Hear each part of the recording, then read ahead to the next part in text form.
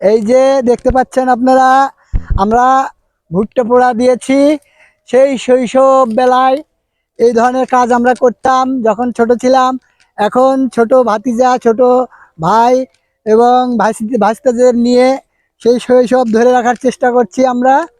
এর ভিতরে আমাদের ভুট্টা আছে, এই যে দেখতে পাচ্ছেন। ভুট্টা পুড়ে মনে হয় কয়লা হয়ে গেছে, সম্ভবত তাই। এই যে ভুট্টা বের করতেছি, আরো একটা আছে, এটা দিব না। এই যে দেখুন, এগুলা কয়লা হয়ে গেছে, সম্ভবত অনেকটা পুড়ে গেছে। এই যে আমরা এখন ভুট্টা পুরা খেয়ে নিব। অনেক ধোঁয়া, চোখ মেলতে পাচ্ছি না। বন্ধু, খাওয়ার মজাই অন্যরকম, কিন্তু গরম খুব। প্রচন্ড আগুনের তাপ, তার মধ্যে ঝাপসা গরম।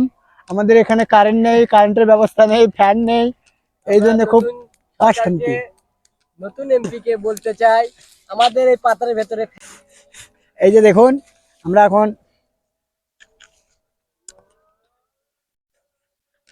খুব গরম, আসলে খুব মজা লাগতেছে। ভুট্টা পোড়াটা সেই স্বাদ, এতকে স্বাদ। হুম, পুড়ে গেছে তো, এই জন্য বেশি স্বাদ। কেটে দাও।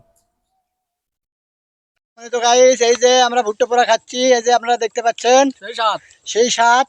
হ্যাঁ, আমরা নতুন সরকারকে, নতুন এমপি কে বলতে চাই, ভুট্টা খাওয়ার জন্য আপনাদেরকে কলেজ স্টেশনে আসা লাগবে। ভুট্টা দেখাও, ভুট্টা দেখাও। এই যে ভুট্টা, হ্যাঁ, সবাই দেখো। এই পাতা দেখা যাচ্ছে তো, খেতাতে ধরছি তো। গরম, প্রচন্ড গরম। খুব স্বাদ লাগতেছে, সেই স্বাদ। আমরা ভুট্টা পোড়া খাচ্ছি। খাচ্ছি।